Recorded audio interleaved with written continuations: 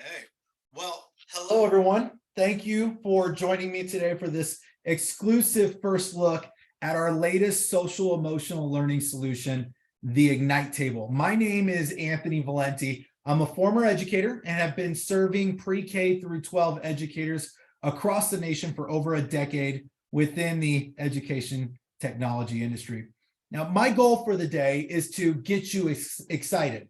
Today's short meeting is not designed to be a comprehensive professional development nor an in-depth presentation, rather a quick look at the engaging and fun child journey as they play on the IgniteTable. I hope that after today you are just as excited as I am. Now, before we jump in, if you have any questions, please utilize the Q&A box versus the chat feature. The Q&A box makes it easier for us to be sure we receive your questions and can follow up appropriately following today's short webinar. So, what is IgniteTable? It is a technology center designed for young children to develop social and emotional learning, communication, and prosocial skills through collaboration with peers. The platform will also collect authentic data samples and play data, which helps teachers to focus on specific SEL skill areas crucial for each child's success in school and beyond. And we look to address several key needs as we develop the IgniteTable. As mentioned, one of the needs we look to solve is the need for authentic social emotional learning materials, which are crucial to helping students develop important life skills. Another need that IgniteTable addresses is the need for documentation related to child discovery laws and individual educational plans, IEPs. This documentation is essential for ensuring compliance with educational laws, especially the Individuals with Disabilities Education Act. Now, in addition to that, the table provides time-saving data for informing instruction, which can help teachers understand how students are progressing and identifying areas where they need additional support or enrichment. You will find this data to be extremely valuable in supporting effective teaching and learning in the classroom. And finally, we wanted to cultivate a love of learning, bringing fun and joy to our youngest scholars. Now, as mentioned, today we'll focus on the child journey, and this journey is designed to address specific needs gathered through feedback from parents and educators like yourself. Our journey begins with the splash screen. Let's take a look.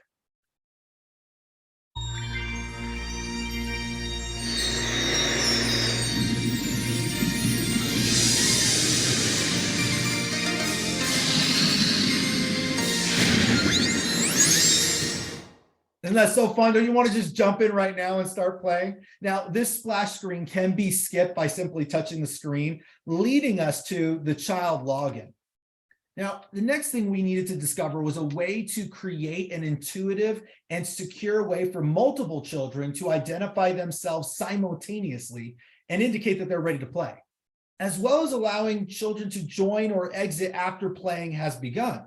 So feedback from educators and parents highlighted the need for an intuitive and reliable login experience, as well as making it accessible for young children and allowing them to join mid-game. So to address this, we built an individual two-step child login system that's modeled after our Ignite practice solution. Today, we're speaking about IgniteTable, but we also offer a web-based whole child practice solution that's simply titled Ignite. Now, this two-step child login system also allows children to join mid-game by touching an available Go button, as well as allows them to log out and by using the stop sign on their hub, similar to what you see here. So if a student needs to stop to use the restroom, they can quickly log out and another child can join in to play. Now, the benefits of this system include improving the speed of the login process while making it more accessible. This saves you time, as you won't have to type in usernames and passwords for each individual student. In addition to that, this system ensures that work samples and play data are associated with the correct child and reinforces familiar functionalities. Now, as I show you these videos, Please note that the videos in the presentation have been trimmed to show samples, allowing for time. But in addition, because we are mirroring my screen while streaming over Zoom, it may appear to skip to you, but rest assured that the child's experience is smooth and flawless. Hi, I'm Toby the Robot. Touch a green button to take a rocket ride to the moon.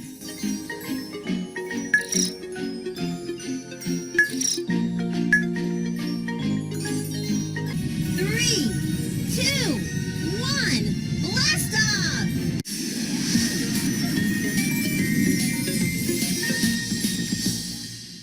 I love it. I love it.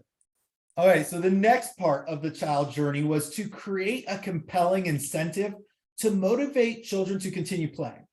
Feedback indicated that other systems which lacked a narrative or really any extrinsic motivation system caused child interest to wane over time. So to address this, we designed a personalized rocket ship motivation system that provides children with custom parts for continued play. This system appears at various points throughout the journey and includes a customized version of the child's hub while in game.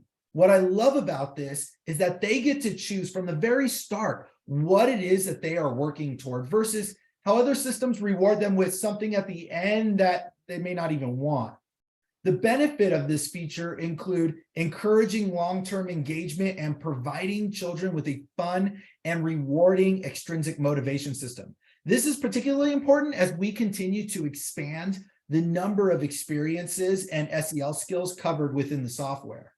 Combining this extrinsic and intrinsic motivational components creates an effective and attractive teaching tool for our children.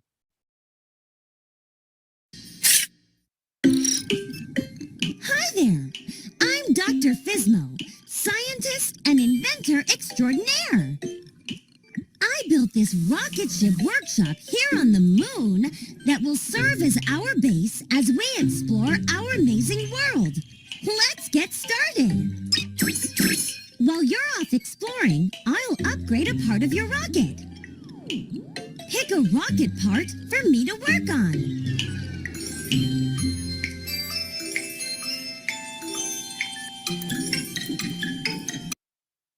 I love that. Dr. Fizmo, she's one of my favorite characters.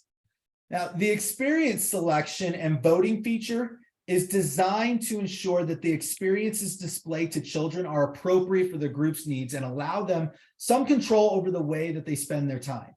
The feedback received was that children want to have choice. Allowing children to select what they want to play increases the time played and their enjoyment. So this feature includes two parts. An automatic and intelligent experience selection engine that serves experiences in a prioritized way, and a direct experience selection by child vote, meaning we are selecting the games that are best suited for the group's needs. Then the child selects which they would like to play first. Now, if there's a tie, one of our host characters will decide, but this allows children to choose what they want to play, maximizes the variety of SEL skills presented, and provides children with agency over their playtime, which increases their level of engagement. Overall, the key takeaway is that we are ensuring that the group of children playing on the table are presented with the most appropriate experiences for that specific group.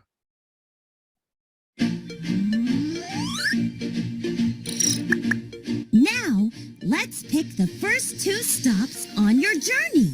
Touch a circle to vote. The place with the most votes will be your first stop.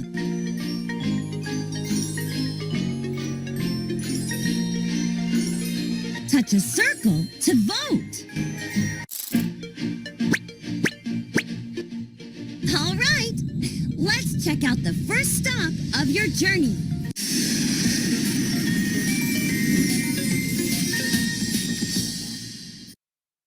Now, we wanted to create engaging digital experiences that focus on specific social and emotional learning skills while capturing authentic work samples and play data to inform instruction for educators.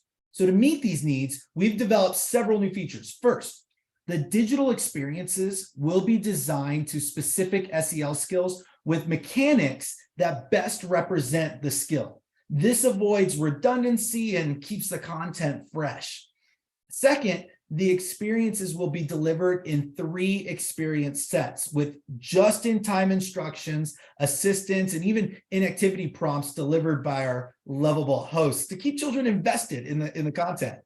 And third, Hatch will cover a significant increase in the number of SEL skills with a research pool that includes DRDP, CASEL, TSG, as well as an alignment to our Ignite Whole Child Practice solution that I mentioned earlier. And finally, data collection will be enhanced to include participation indicators in addition to recordings and playtime data, which will all be accessible on a cloud-based location, making it easier to review and evaluate child play information. You don't have to sit over a table designed for little ones. Rather, you can access the data from any computer with internet access from the comfort of your own desk or even sofa.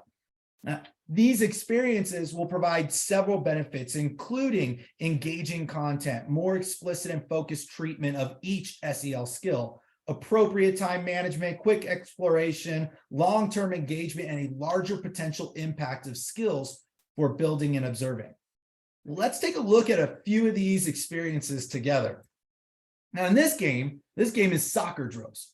In this game, children practice engaging in prosocial behaviors such as sharing and communication by passing a soccer ball back and forth while also avoiding a blocking bull, Benny the bull. Now, there are 3 rounds, first passing left, then passing right, and finally passing in either direction. However, again, I've trimmed these videos to account for time. Now, for this game, we focused on relationship skills domain, specifically the subdomain of engagement. What we are seeking is for students to engage in prosocial behaviors with other children through a collaborative play style. Soccer practice is about to begin. Here comes the ball.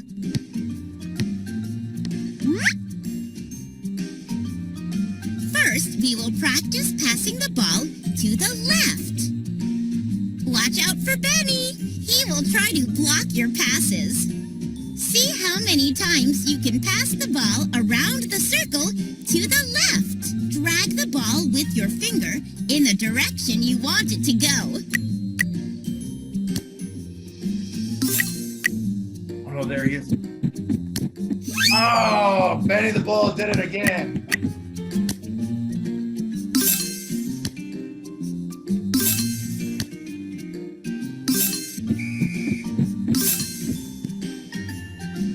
Nice work!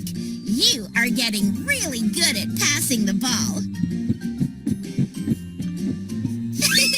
Great kick, Benny!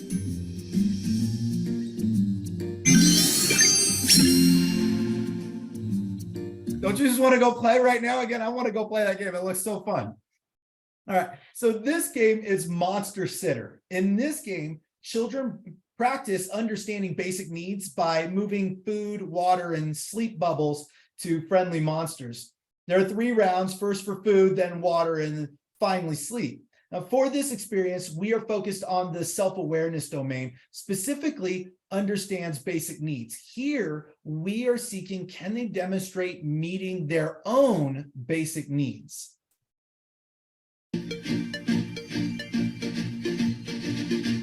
Let's keep exploring.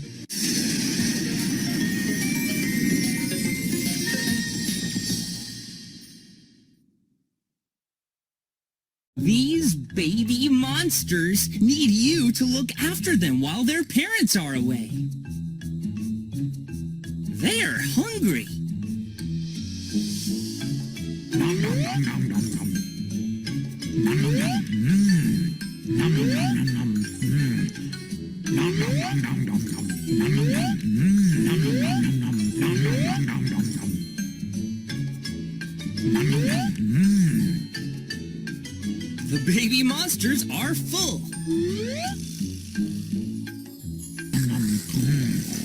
The monsters have fallen asleep. We have to be very quiet. Never mind. It looks like the monsters are awake and ready to dance. Look Look at them go! Can you dance with them? Those two remind me of my daughters at that time. Ah, they got another star too. Wonderful. All right, now in this game, this one is called Astronaut Needs. And here children practice identifying the basic needs of others by moving food, water, sleep, and hygiene items to stock the rocket ship for the Astrocats. Here, we move from the domain of self-awareness to that of social awareness and understanding the basic needs of others.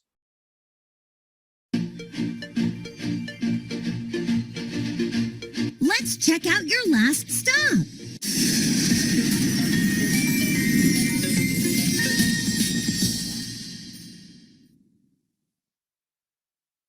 While our astronaut friends are sleeping, we're going to pack their rocket ship with supplies they will need for their trip to outer space.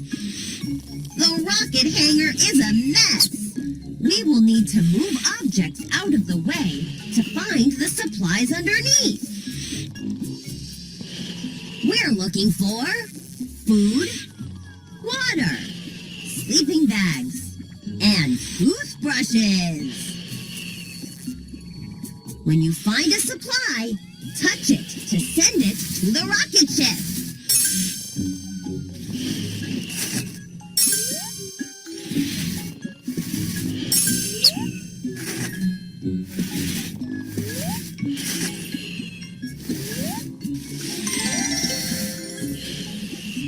The rocket ship is packed with supplies for the astronauts' trip to outer space. Thank you for helping me.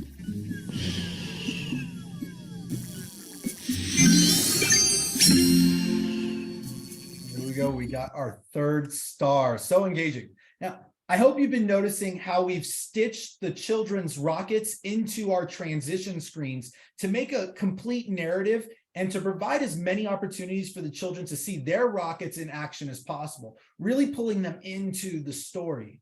Now, as we come to the end of the child's journey, they now receive that goal that they selected at the beginning and get an opportunity to customize their rocket ship in the workshop.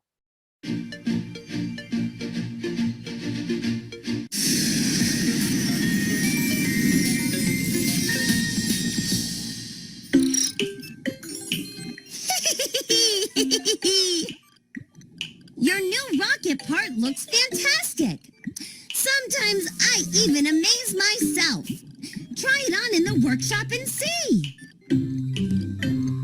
It's time to choose a new look for your rocket. Touch each rocket part to see how it looks on your rocket. To save the way your rocket looks, touch the check mark button 2 times.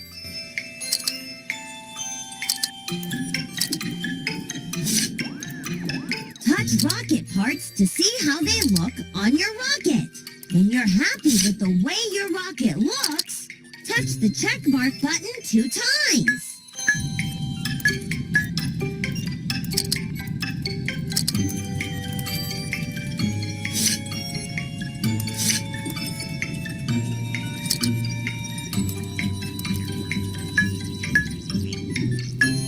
Wowee! Your rockets look awesome! Come back soon!